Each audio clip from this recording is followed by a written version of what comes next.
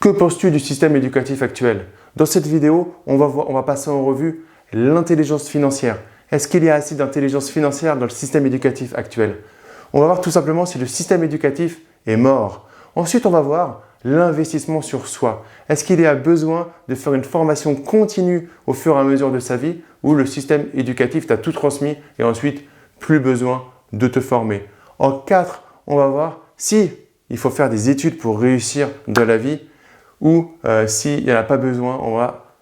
Preuve à l'appui, reste bien connecté sur cette partie, ça va être vraiment du lourd. Donc, ça va être vraiment marrant de voir si tu dois faire des études pour réussir dans la vie. Et ensuite, on verra si en tant qu'étudiant, il est opportun d'investir dans l'immobilier, s'il est opportun de créer des actifs, créer un business, etc. Ou alors, est-ce qu'il vaut mieux attendre la fin de ses études tranquillement pour se lancer réellement dans l'investissement, dans la création d'actifs.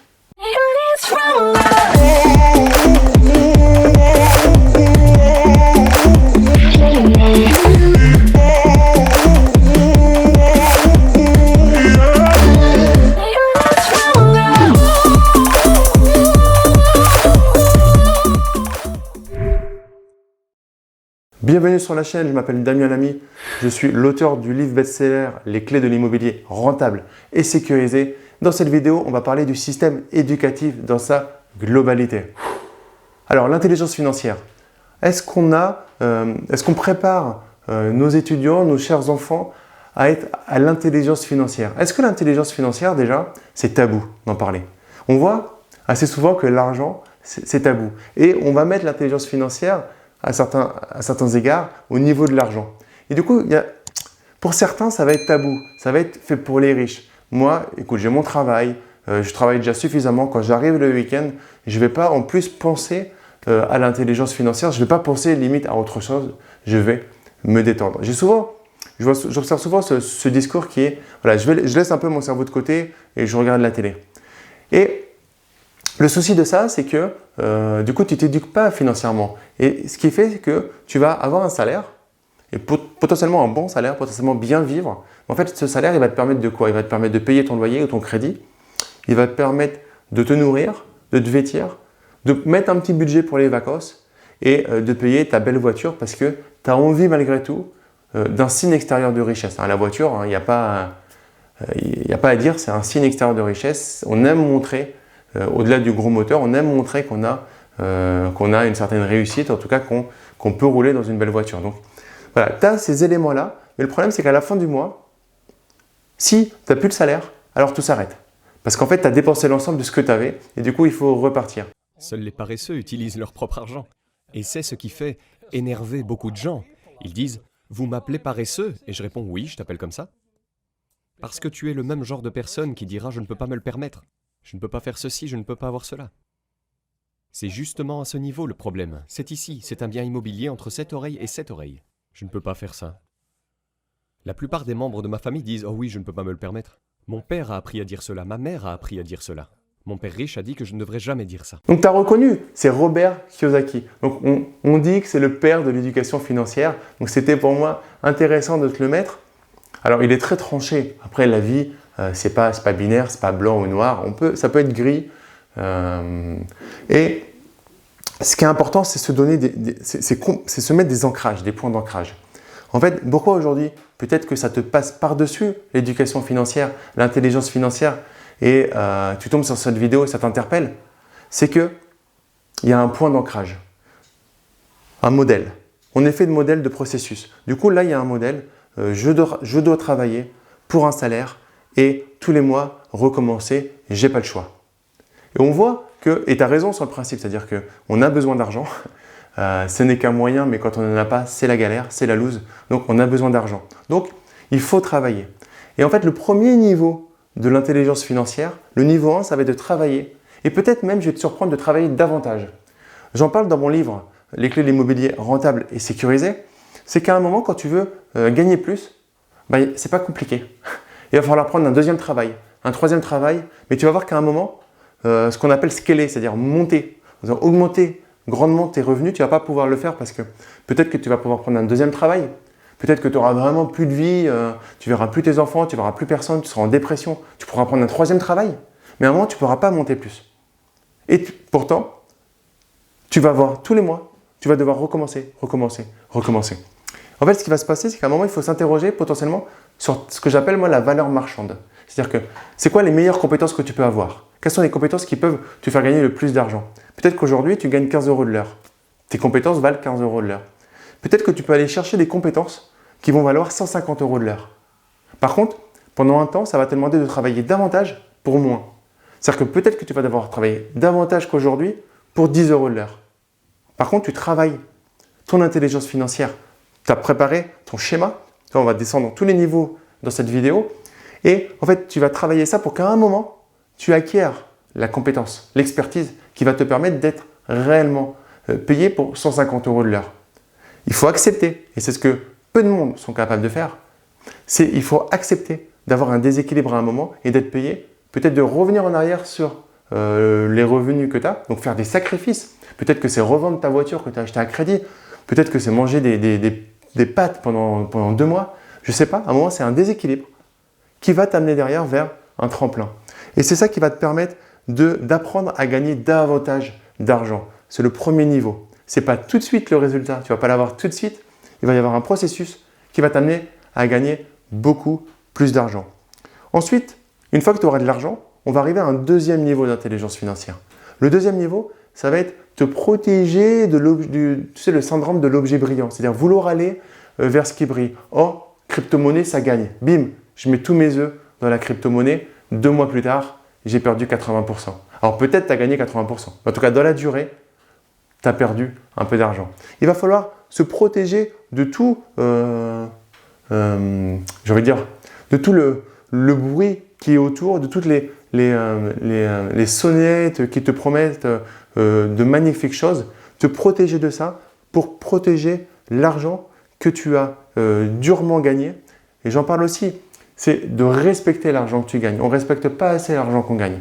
Tu vas te protéger de tout ce qui est autour pour prendre cet argent et ensuite, au fur et à mesure, le faire fructifier. Donc, tu as gagné plus d'argent, tu as évité toutes les faux voyants, les fausses bonnes nouvelles, les fausses bonnes idées autour de l'argent. Et là, maintenant, tu vas devoir gérer ton argent. Parce que je connais plein de personnes qui gagnent très bien leur vie. 10 000 € par mois, 15 000 € par mois, mais qui à la fin, tous les mois, s'ils ne retravaillent pas, ils sont en galère. Et ils le disent, ils sont stressés.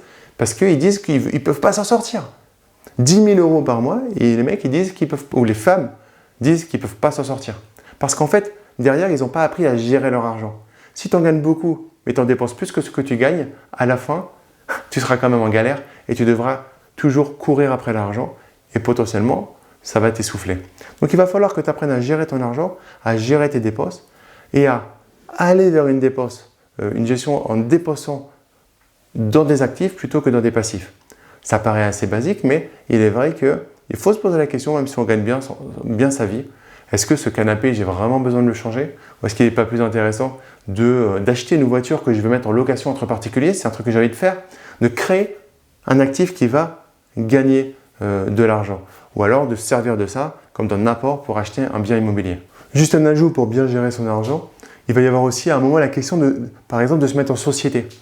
Tant que tu es salarié, tu ne maîtrises pas l'argent qui rentre et l'argent qui sort. C'est-à-dire que tout l'argent qui va rentrer, il va être fiscalisé. Donc, il va être fiscalisé. Il y a une première fois ton patron qui va payer des charges patronales.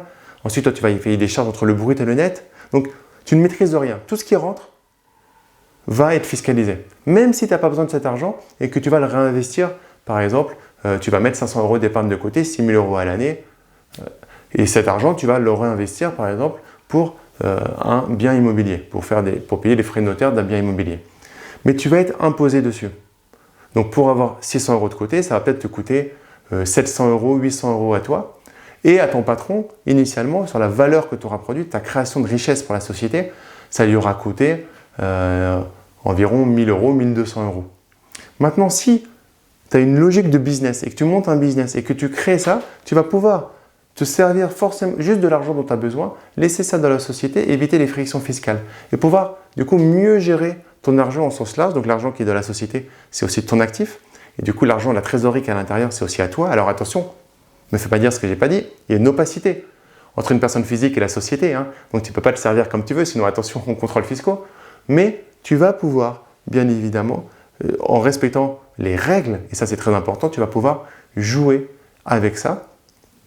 Et du coup, mieux gérer ton argent. À partir de là, tu vas aller au 4e niveau de l'intelligence financière. Tu vas pouvoir faire fructifier ton argent avec des investissements opportuns, la création d'actifs, la participation dans des sociétés qui se lancent, est-ce business angel, si tu as une société, miser ou investir dans des fonds diversifiés, tu vas pouvoir en fait mettre en place des actifs qui vont travailler pour toi. Tu vas diversifier ton risque parce que tu vas investir dans différents actifs. Ça veut dire que potentiellement, il y en a un qui peut faire splish, tu peux perdre 0. Attention, quand on va te chercher une rentabilité, le risque, c'est qu'il y a un risque. Plus tu vas prendre une grosse rentabilité, plus tu peux avoir un problème. Donc si tu mets tous tes œufs dans le même panier et qu'il y a un problème sur cet actif-là, sur cette corde-là, tu n'as plus rien. Donc il va falloir diversifier. Mais c'est là, pour faire fructifier, que tu vas en fait gérer différents actifs, que tu vas aller chercher des actifs.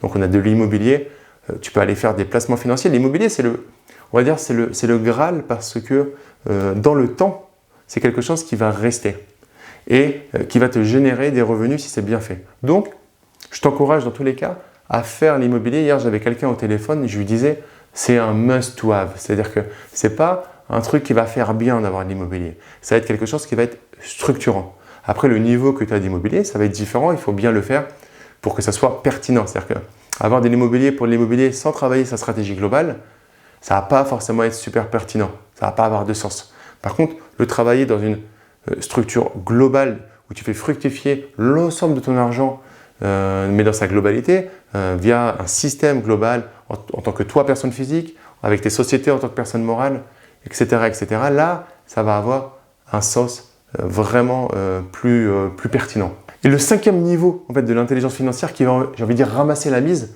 c'est améliorer son information financière. En fait, aujourd'hui, on est dans un accès. Alors, le problème, c'est qu'on a limite une surinformation qui fait qu'il y a une phrase bateau qui dit « trop d'informations tue l'information ». Mais c'est vrai que là, le problème, c'est que du coup, tu allumes YouTube. Maintenant que tu as regardé une vidéo, mais je te remercie d'avoir regardé une vidéo sur ma chaîne, mais tu vas te faire retargeter par tous les vendeurs de formation en immobilier, tu vas voir, tu vas plus en pouvoir. Et du coup, c'est le problème, c'est que tu as une surinformation et pour que les gens, et c'est du marketing, hein, je suis désolé, pour que les gens s'arrêtent, tout le monde essaie d'avoir un discours encore plus en surenchère. Je pense qu'au final, ça avance pas grand-chose, mais par contre, ça perd. On peut se perdre là-dedans. Mais si on trie bien l'information, aujourd'hui, le 5e niveau pour améliorer ton information financière, ça va être d'être à la page. C'est-à-dire que tu ne peux plus te permettre, le monde va trop vite pour que tu utilises toujours les mêmes méthodes qu'il y a 2 ans ou qu'il y a 3 ans. Ça ne va plus être possible. En immobilier, il y a des choses qu'on faisait il y a 2 ans, il y a 3 ans qu'on ne peut plus faire. Les conditions au niveau bancaire se durcissent, ce qui fait que, et la communication entre les banques également s'améliore, ce qui fait que, allez, je planque, ce que faisaient certains, que je planque un compte bancaire par ici, un compte bancaire par là, etc. À un moment, voilà, c'est mort. C'est pas grave, ils l'ont fait, ça s'est bien passé, mais il faut vivre avec son temps et il faut continuer à avoir l'humilité de se dire qu'il faut sans cesse se remettre à la page.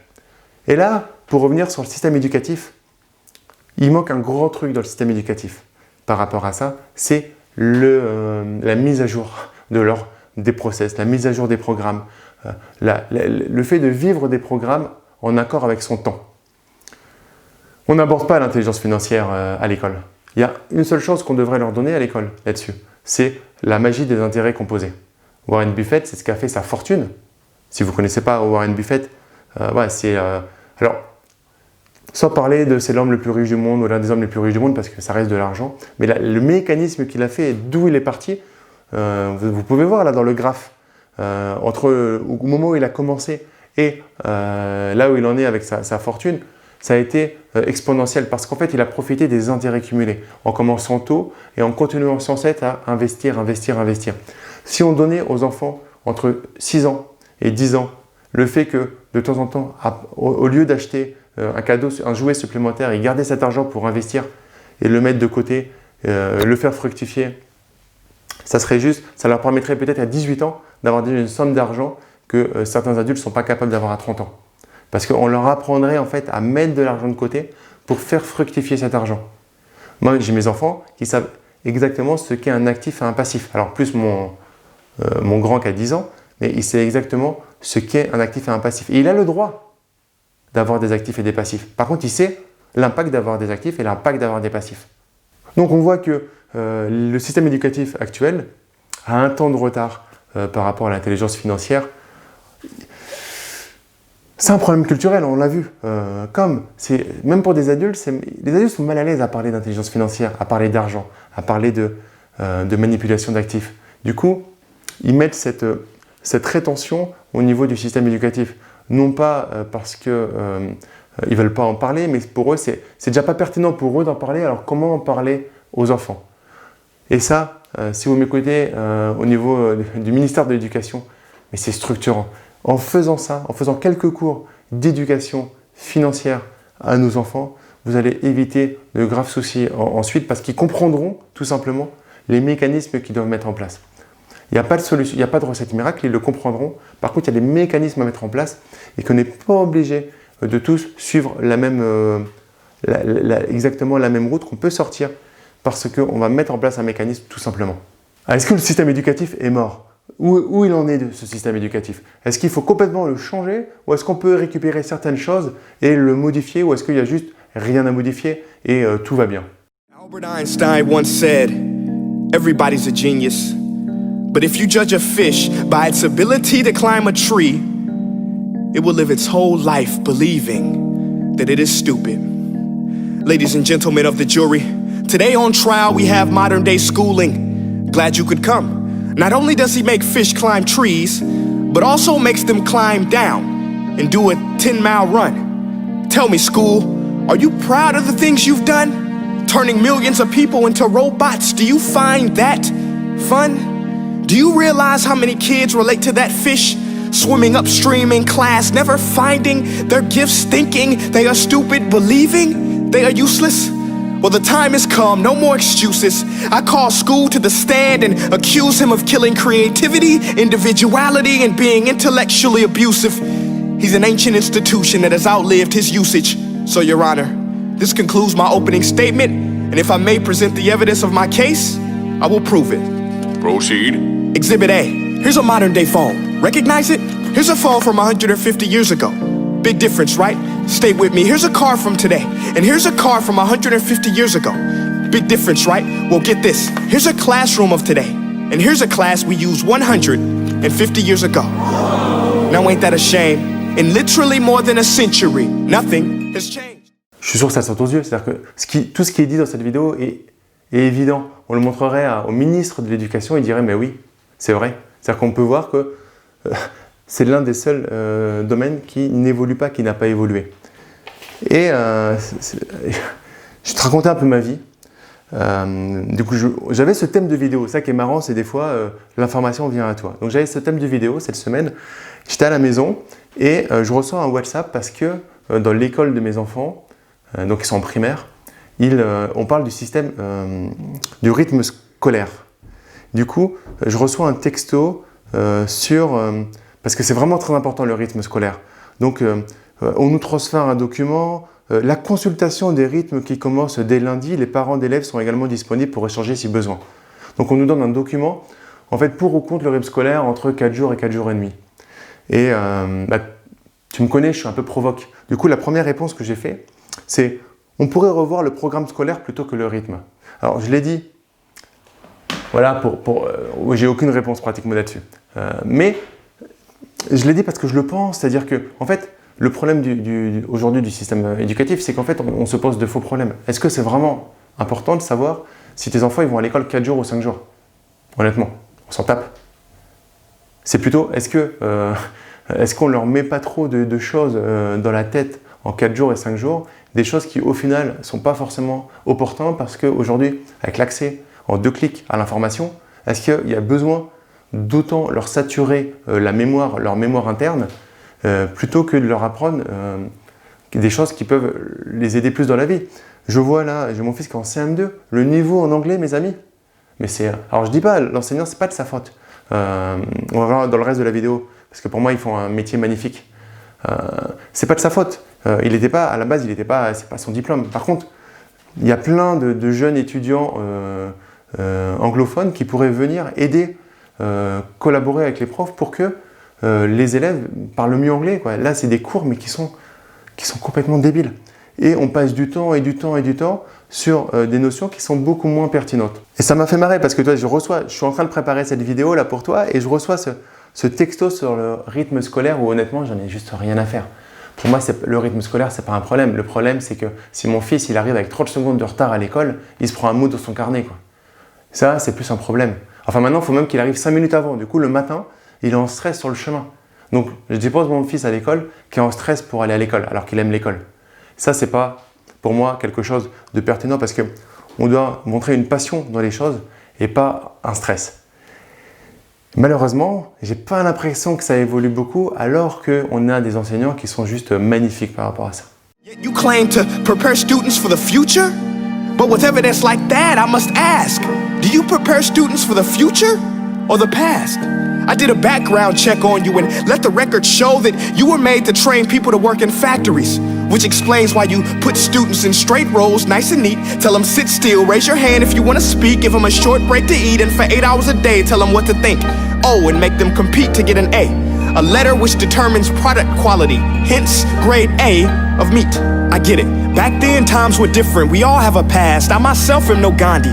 But today, we don't need to make robot zombies. The world has progressed. And now we need people who think creatively, innovatively, critically, independently with the ability to connect. See, every scientist will tell you that no two brains are the same.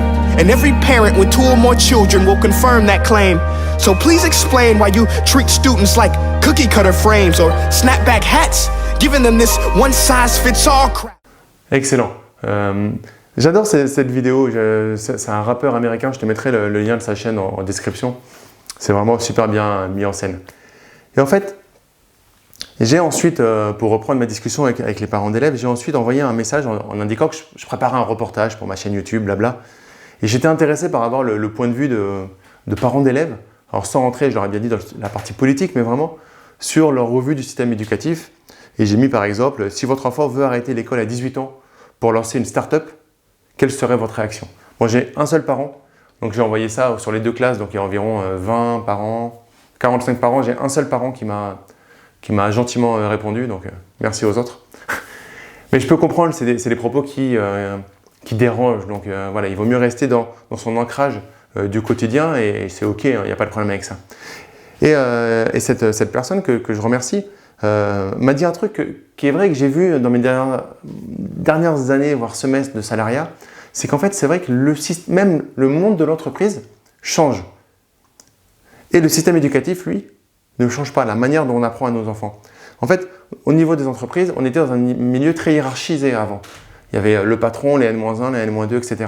Et on est en train d'aplanir complètement cette hiérarchie pyramidale pour revenir en limitant les râteaux et en faisant que tu peux parler à ton N+3, N+2 sans problème. Il y a beaucoup moins de hiérarchie, tandis qu'à l'école, on respecte toujours cette hiérarchie. Il faut lever le doigt pour pouvoir parler après son camarade, etc. Alors, je peux comprendre, bien évidemment, si tu as 22 enfants qui parlent en même temps, mais tu vois ce que je veux dire. On sort tout le côté unicité des enfants et on doit les mettre dans un même moule. Ils doivent tous faire exactement le même d'heure de chaque matière. Alors que s'il y a une matière, moi perso par exemple, et je le dis à mes enfants, je suis tout à fait transparent, l'histoire me saoule. Pour autant, effectivement, c'est partie de culture générale. Mais en soi, l'histoire me saoule. Mais il y a d'autres matières que j'aime plus. Si à un moment, on laisse aussi les enfants aller vers les matières qu'ils préfèrent, est-ce qu'ils ne seraient pas de meilleures personnes, quitte à revenir ensuite à des matières qu'ils aimaient moins, dans une logique globale de cycle, par exemple, où tu dois avoir un minimum de connaissances, mais au moment où tu as envie de le faire, d'une certaine manière. But if a doctor prescribed the exact same medicine to all of his patients, the results will be tragic. So many people would get sick, yet when it comes to school, this is exactly what happens. This educational malpractice, where one teacher stands in front of 20 kids, each one having different strengths, different needs, different gifts, different dreams, and you teach the same thing the same way? That's horrific. Ladies and gentlemen, the defendant should not be acquitted. This may be one of the worst criminal offenses ever to be committed. And let's mention the way you treat your employees. Objection. Overruled. I want to hear this. It's a shame. I mean, teachers have the most important job on the planet, yet they're underpaid? No wonder so many students are short-changed. Let's be honest, teachers should earn just as much as doctors, because a doctor can do heart surgery and save the life of a kid, but a great teacher can reach the heart of that kid and allow him to truly live. See, teachers are heroes that often get blamed, but they're not the problem. They work in a system without many options or rights. Curriculums are created by policymakers, most of which have never taught a day in their life. Just obsessed with standardized tests. They think bubbling in a multiple choice question will determine success. That's outlandish. In fact, these tests are too cruel to be used and should be abandoned, but don't take my word for it. Take Frederick J. Kelly, the man who invented standardized testing, who said, and I quote, "These tests are too cruel to be used and should be abandoned." Ladies and gentlemen of the jury, if we continue down this road, the results will be lethal. I don't have much faith in school, but I do have faith in people. And if we can cut... Il y a un truc qui est très intéressant pour moi, et c'est pour ça que je voulais m'arrêter à ce moment-là, c'est le but du discours là, c'est pas de mettre le doigt sur les professeurs. Les professeurs, et comme il le dit dans la vidéo, ils font un super travail, seulement ils ont les mains complètement liées. C'est-à-dire qu'un prof qui veut sortir un peu du système, c'est très difficile. On a pu voir, moi j'ai pu voir l'année dernière le travail de malade qu'ils ont fait pendant le confinement total, mais la prof, l'enseignante de ma fille, a fait un travail magnifique. Elle a créé une chaîne YouTube, elle était à 19h, elle était encore en Skype et tout, donc le travail qu'ils font est magnifique. Par contre, clairement, ils sont sous-payés par rapport à ce qu'ils font. Et l'image du docteur, c'est-à-dire que qui opère, alors que effectivement nos enseignants, ils opèrent sur le cerveau de nos enfants et ils sont clairement sous-payés par rapport à ça. Alors, est-ce que ça donne une démotivation? J'ai même pas l'impression pour la plupart qui sont démotivés par rapport à ça, parce qu'ils restent motivés, mais on profite d'une certaine manière de leur passion et de leur vocation, ce qui n'est pas très bon. Et à côté de ça, on ne les laisse pas kiffer leur ouverture. C'est-à-dire qu'un enseignant qui aurait envie de sortir du programme, bah, il doit revenir à ce fichu programme. Il est lié, et comme il le dit à un moment, il y a une unicité des différents enfants. Chaque enfant est unique, et il pourrait adapter, même s'il y a beaucoup d'enfants par classe, il pourrait adapter un discours différent, mais non, parce qu'ils n'ont pas le temps, il y a un programme à faire, il faut tenir ce programme, faire des tests, faire les dictées qui vont bien, retirer un point quand il y a ceci qui ne va pas ou cela qui ne va pas, pour à la fin faire des notations qu'on va mettre dans un livret d'examen au niveau du bulletin final. Pourquoi au final? Je ne sais pas trop quelle valeur ça a, mais il faut se presser de faire ça parce que l'objectif final, c'est d'avoir des notes dans le bulletin et d'évaluer par rapport à ça la qualité d'un élève. Healthcare, cars, and Facebook pages, then it is our duty to do the same for education, to upgrade it, change it, do away with school spirit, cause that's useless unless we're working to bring the spirit out of each and every student. That should be our task. No more Common Core. Instead, let's reach the core of every heart in every class. Sure, math is important, but no more than art or dance. Let's give every gift an equal chance. I know this sounds like a dream, but countries like Finland are doing impressive things. They have shorter school days, teachers make a decent wage, homework is non-existent, and they focus on collaboration instead of competition. But here's the kicker, boys and girls, their educational system outperforms every other country in the world. Other places like Singapore are succeeding rapidly. Schools like Montessori, programs like Khan Academy, there is no single solution. But let's get moving, because while students may be 20% of our population, they are 100% of our future. So let's attend to their dreams, and there's no telling what we can achieve. This is a world in which I believe, a world where fish are no longer forced to climb trees. I'll rest my case. Excellent, et vraiment respect à lui. On voit que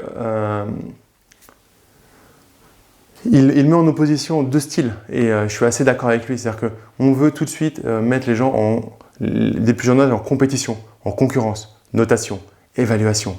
Tu as cette note, et lui il a eu combien? Et même moi avec mes enfants, je me retrouve à le faire. Parce que comme il y a une note, pour savoir si sa note elle est bonne, le premier truc que j'ai comme réflexe à lui demander, c'est combien ont eu ses copains. Mais c'est débile. On s'en fout en fait, on s'en moque des autres. C'est est-ce que toi tu as réussi? Est-ce que tu as maîtrisé, t'as maîtrisé les notions qui devaient être transmises et tu passes à la suite. Et il donne un truc qui est intéressant et qui est sous-évalué en France. C'est que c'est cool les maths, mais celui qui n'est pas très bon en maths, mais qui est bon dans un métier artistique, ben, fonce et fais ça à fond. Vas-y à fond, fais-le avec ta passion. Et c'est par rapport à ce qu'on disait sur l'intelligence financière. Tu vas augmenter de toute façon ta valeur marchande parce que tu vas faire ça très très bien. Donc de toute façon, tu vas être bien payé. Et ensuite, de toute façon, dans les deux cas, si tu n'as pas développé ton intelligence financière pour bien gérer ton argent, etc., le faire fructifier et rester up-to-date, de toute façon, l'argent que tu vas gagner, il va ressortir aussi vite. Donc, ça ne va pas faire une énorme différence. On voit que les profs sont top, il n'y a rien à dire par rapport à ça, mais ils sont sous-évalués. On voit par contre qu'on a un système qui est enlisé, qui a du mal à se développer, qui a du mal à se démarquer. Et par rapport à ça, alors oui, il y a quelques petites choses sur l'apprentissage et tout, mais d'une manière générale, on nous met dans des cases. Je vous donne un exemple. Moi, je me rappelle mon premier contrôle de première S avec une prof de physique qui s'amusait à classer les élèves du plus mauvais au meilleur. On était 90% de la classe à avoir eu 3 sur 20. Donc en fait, elle te ridiculisait.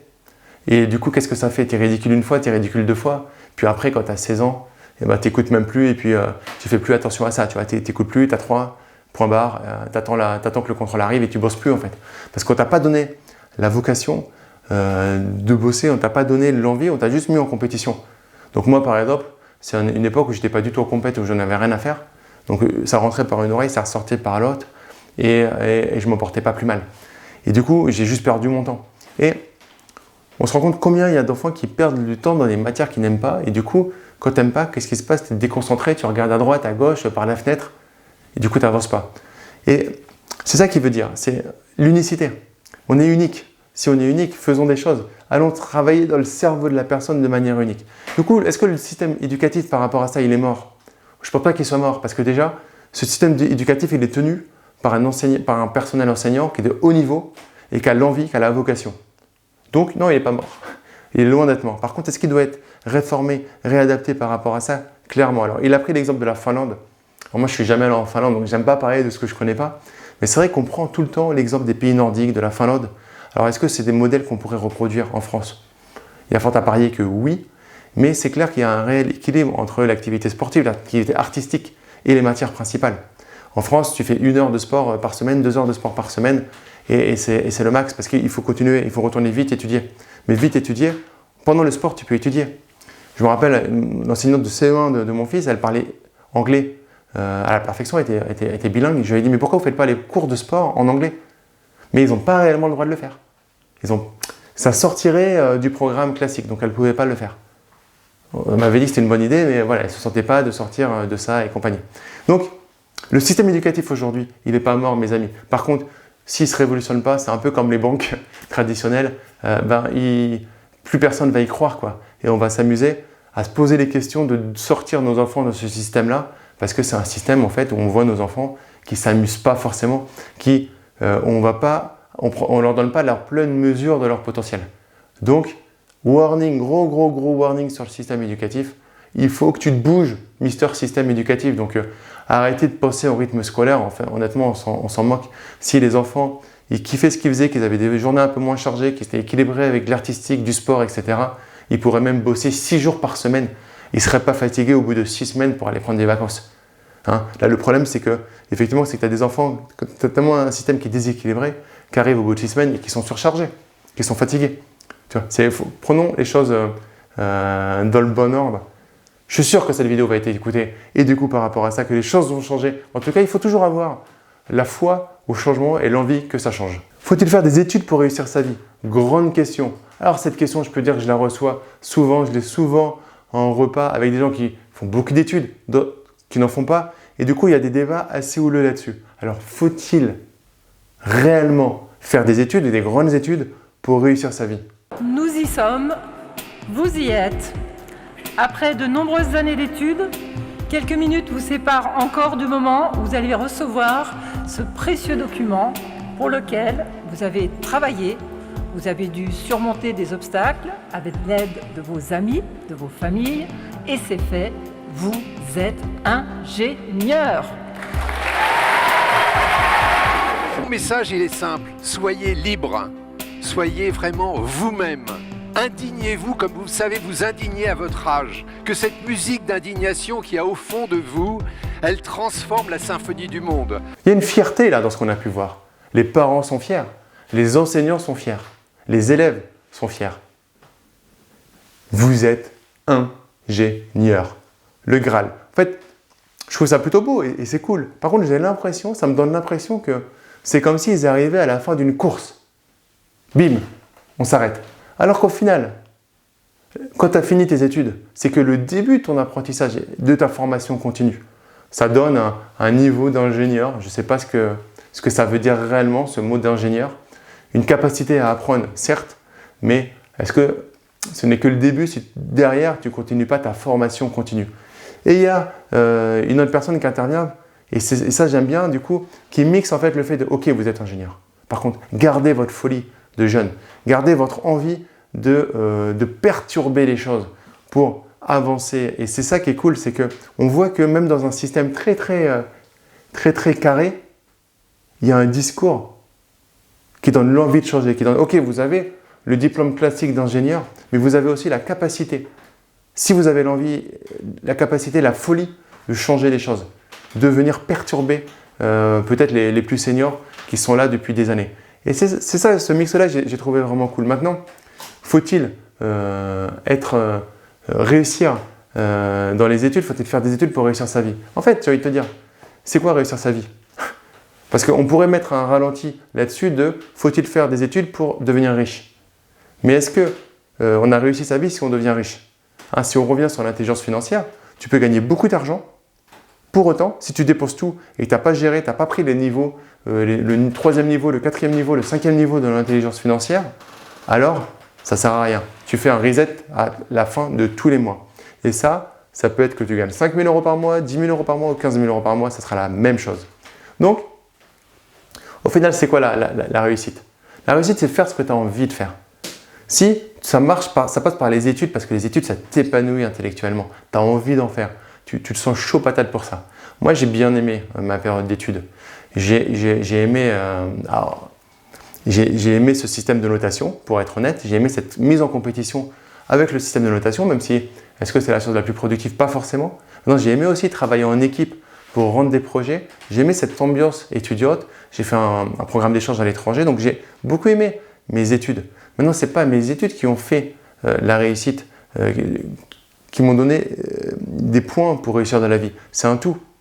Parce que si tu fais des études à l'encontre d'une éducation, d'une morale, de valeurs, dans ces cas-là, ça ne sert à rien, c'est du bullshit. C'est un gros pas, les études, un socle solide, pour te permettre de faire plein de choses. Parce que si tu fais des études intéressantes, intelligemment, alors tu vas éveiller ton esprit à apprendre des choses. Par contre, si tu penses qu'en faisant des études, à la fin de tes études, tu es arrivé, et ensuite, c'est bon, tu en prends pour 40 ans, mais tu es tranquille, c'est là où tu vas vite être déçu et ça va, bim, faire un gros splash et tu vas descendre, t'éclater. Ce qu'il faut, c'est cela, kiffer. Je connais des gens qui font des études, mais qui ne kiffent pas. Ils ont fait 2 années de médecine, puis 2 années de droit, puis 1 année de journalisme, et puis ils finissent en psycho. Et puis ils finissent en boulot parce qu'ils ont pris une voie, il n'y avait pas de boulot. C'est pas vraiment pertinent. Maintenant, tu kiffes les langues. Tu sais qu'il n'y a pas de boulot à la fin, mais tu as envie de faire des études de langue. Fais tes études de langue, mais mets dans la tête qu'il va falloir combiner ces compétences-là avec d'autres compétences. Mais sois épanoui. Si tu n'as pas envie de faire d'études parce que tu es un gros fainéant, dans ces cas-là, pose-toi les bonnes questions. Maintenant, si tu n'as pas envie de faire d'études parce que tu as envie de monter ta boîte, tu as un partenaire avec lequel tu vas partir à l'étranger pour créer des choses, pour croquer la vie et entreprendre, mettre en place des projets de n'importe quel domaine, là je ne parle pas d'immobilier, dans n'importe quel domaine, cranque-le, fais-le. Par contre, ne te mens pas à toi-même. C'est pas « ah ben non, c'est bon, j'ai vu des vidéos, il n'y a pas besoin de faire des études pour réussir ». Non, si c'est pour rester sur ton canapé à regarder Netflix toute la journée, c'est mort parce que du coup, tu n'apprends rien. Par contre, si c'est pour faire des études d'une autre manière, l'étude de la vie, c'est des études. Donc oui, il faut faire des études pour réussir dans la vie. Mais pas forcément les études universitaires, les études à l'école, les études scolaires. Ça peut être l'étude de la vie, j'ai envie de dire. Si à 18 ans, tu lances ta société et qu'au bout de 3 ans, tu as planté 2 sociétés, tu en as créé une, il y en a une qui marche, tu as fait des études d'entrepreneuriat par le terrain, par la vraie vie. Donc oui, il faut faire des études dans le sens où il faut te bouger et faire des choses. Après, tu peux te faire ton propre cursus d'études. Ça, c'est clair. Maintenant, on ne va pas se mentir. En France, quand tu as un diplôme, tu as une valorisation marchande quand tu vas dans le monde du salariat. Que tu as moins quand tu n'as pas fait que tu as moins par la méritocratie de ton parcours, par exemple, d'entrepreneur. Aux États-Unis, on va voir réellement ton CV, puis ton diplôme. En France, on va voir ton diplôme, puis ton CV.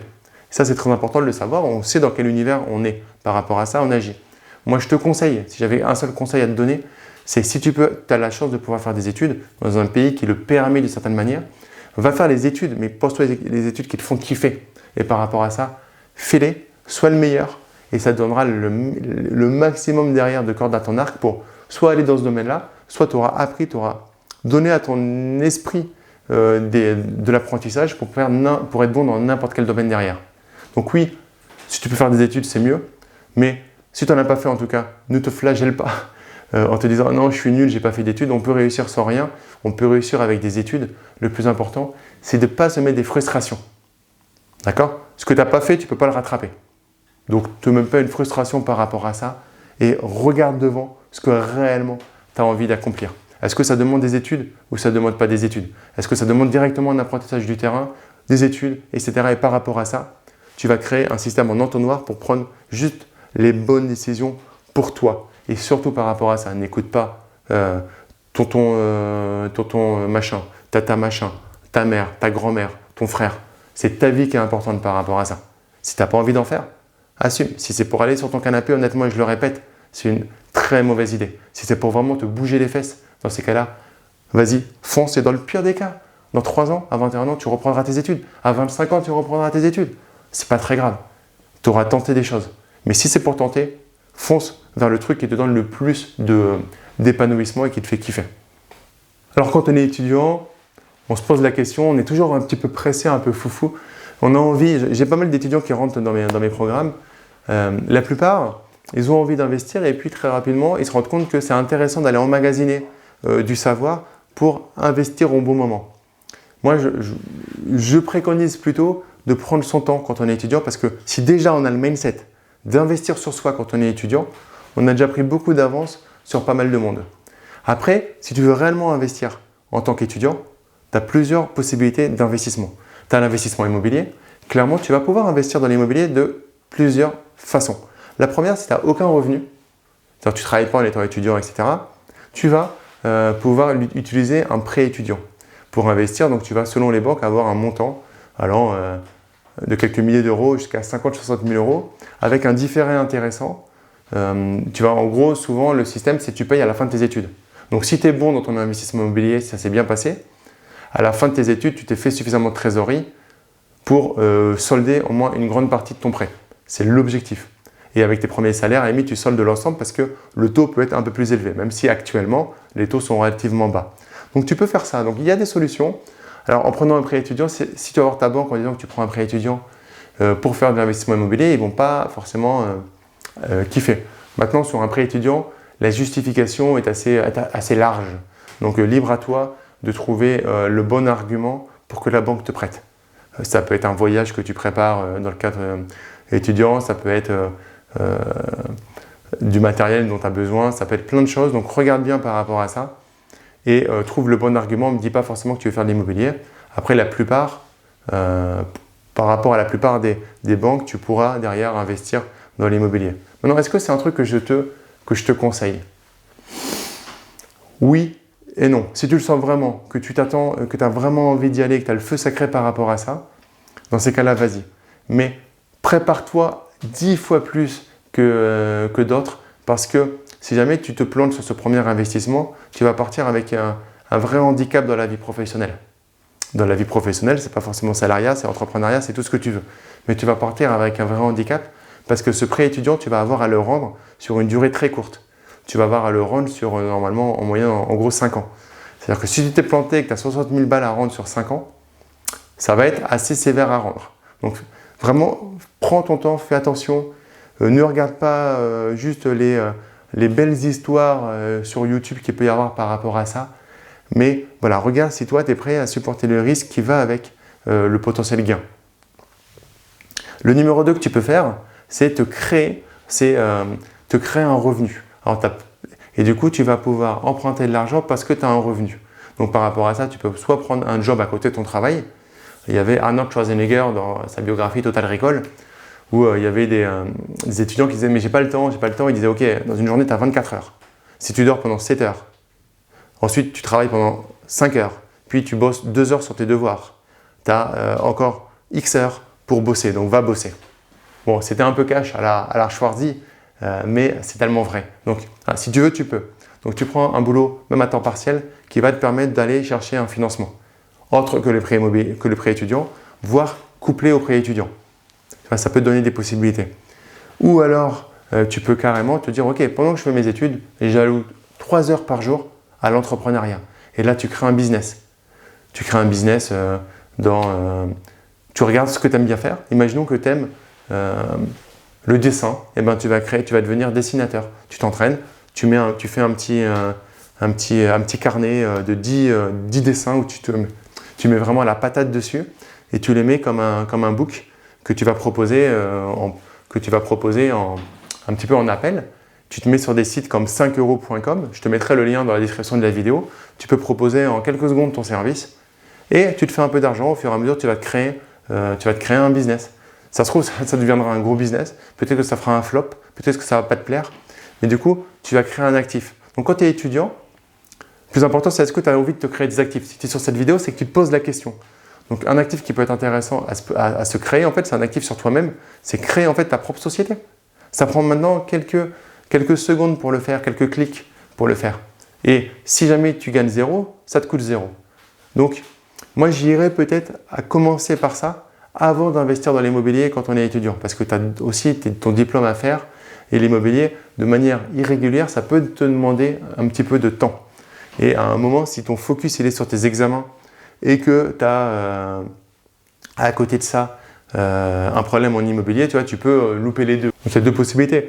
Soit tu étais un étudiant en bois, tu vois, c'est-à-dire que tu avais juste pris ta carte étudiant, mais pour profiter des avantages, mais limite tu t'en manques, tu n'allais pas avoir ton année. Soit tu l'as pris, moi c'est mon cas, pour vraiment avoir mon année, avoir les meilleures notes et être dans les premiers. Si toi tu es dans le premier cas, étudiant un peu ce qu'on appelle en bois, c'est bon voilà, tu avais pris ta carte, mais c'est juste pour le système, pour avoir un double McDo et compagnie. Moi j'exagère un peu, mais si tu avais vraiment envie de te servir de ça pour investir dans l'immobilier, là, fonce vers tes investissements immobiliers parce que du coup, tu n'auras rien en opposition puisque tu es focus sur un pilier. Maintenant, si jamais tu es dans le cas où tu veux, ton année elle t'intéresse, tu vas vraiment bosser tes partiels et compagnie, je t'encourage dans ces cas-là à créer une activité, commencer à créer une source de rémunération qui va te permettre ensuite de donner du poids pour investir dans l'immobilier de manière sereine parce que voilà, quand un banquier va voir que quelqu'un a fait ses études, en même temps il a créé sa boîte qui a maintenant 2 bilans positifs parce qu'il a fait ça en créant sa boîte et maintenant il a créé un vrai système, là je peux dire que tu vas arriver dans une autre catégorie. Donc oui, tu peux investir dans l'immobilier en étant étudiant. Maintenant, dis-toi, peut-être change de prisme et dis-toi, voilà, je suis étudiant, quels sont les actifs que je peux créer dès maintenant au service de ma vie? Est-ce que c'est l'immobilier? Est-ce que c'est de l'entrepreneuriat? Il y a plein d'actifs différents que tu peux mettre en place par rapport à ça. Donc oui, le prêt étudiant, c'est une bonne chose parce que tu vas pouvoir le lever, mais attention, il faudra le payer et le payer vite. Donc, il faut faire très attention par rapport à ça. Bon, entre guillemets, en tant qu'étudiant, tu as plein de choix possibles. Donc, dis-toi juste, est-ce que c'est le moment où j'ai envie de faire? Est-ce que j'ai envie de me focus sur mes études? Et tu as le droit de te focus sur tes études, sur investir sur toi, te former aussi à l'immobilier, mais pas forcément passer à l'action tout de suite. Ou alors tu dis, ok, non, moi je veux passer à l'action tout de suite, quitte à sacrifier mes amis et compagnie. Tu peux le faire aussi, donc là tu peux investir dans l'immobilier. Tu peux dans une moindre mesure, parce que tu auras moins de sacrifices à faire, mais monter ta société de service et tu vas pouvoir emmagasiner de l'expérience et emmagasiner aussi une image positive par rapport potentiellement aux prochaines discussions que tu auras avec un banquier. Donc voilà, je t'encourage en tout cas, et je te félicite déjà si tu es étudiant à être sur des chaînes qui parlent d'intelligence financière, qui parlent d'immobilier, parce que vraiment tu es dans le bon sens, tu es dans le sens de l'histoire, j'ai envie de dire. Et bravo à toi. Et prends une feuille blanche et regarde les forces et les faiblesses de chaque système. Et par rapport à ça, tes forces et tes faiblesses à toi, ne copie pas sur le voisin. Et par rapport à ça, la solution va venir d'elle-même. C'est très simple, des fois, j'ai beaucoup de personnes qui me posent des questions et je leur dis « Ok, regarde juste les forces, les faiblesses de chacune de tes propositions. Et par rapport à ça, la logique va venir d'elle-même sur la meilleure chose pour toi. » Et un dernier truc, ne copie pas ton voisin et si jamais tu as envie de te lancer, à un moment, ne le dis pas forcément à ton entourage parce que ça va être du bruit pour toi et ça va être forcément que du découragement. Alors notre beau système éducatif, on a pu voir ce qui le décompose si jamais on le nourrit correctement. Il faudrait qu'il y ait de l'intelligence financière. Il faudrait qu'on mette en avant les professeurs. Il faudrait qu'on soit sur l'unicité de l'élève et qu'il puisse, s'il préfère les arts, faire des arts sans être jugé, qu'il puisse avoir un déséquilibre à certains moments, mais ce n'est pas grave derrière. Il y aura un équilibre qui se remettra, c'est la nature, mais il faudra accepter qu'il y ait un déséquilibre, qu'on soit unique et pour une fois qu'on se colle en fait à ce qui se fait dans les sociétés, qu'on lâche un petit peu du lest et qu'on soit à la page tout comme on l'est avec les réseaux sociaux, tout comme on l'est avec les nouvelles voitures qui sortent, qui ont toujours plus de technologie, etc., etc. Ensuite, il faut faire des études. Si tu as envie de faire des études, on l'a vu, mais ce n'est pas une obligation. Mais pose-toi les bonnes questions. Et si tu as l'opportunité d'en faire, moi je te recommanderais d'en faire. Mais si ça te crée une douleur et que tu n'as pas envie, mais vraiment d'une grosse douleur, mais que tu as envie de faire d'autres choses, alors fais-le. Et en tout cas, si tu veux commencer dans la vie de l'entrepreneuriat, dans la vie de l'investisseur en étant étudiant, on a vu que tu pouvais le faire tranquillement en partant, en faisant les étapes dans le bon ordre. Donc j'espère que tu as aimé cette vidéo. En tout cas, mets-moi un gros like si tu l'as aimé. Partage-la à tes amis investisseurs et rejoins des milliers d'investisseurs déjà abonnés à la chaîne en cliquant sur le bouton s'abonner ainsi que sur la cloche. Ça te permettra d'être prévenu quand je publie de nouvelles vidéos. Et pour te remercier d'être resté jusqu'à la fin de cette vidéo, je t'offre mon livre « Les clés de l'immobilier rentable et sécurisé ». Tu auras juste à payer les frais de traitement, donc tu trouveras le lien dans la description de la vidéo et on te l'envoie sous 5 jours, c'est promis. En tout cas, d'ici la prochaine vidéo, ne reste pas du côté des consommateurs mais passe à l'action. Deviens un producteur, je te dis à très vite. Ciao, ciao.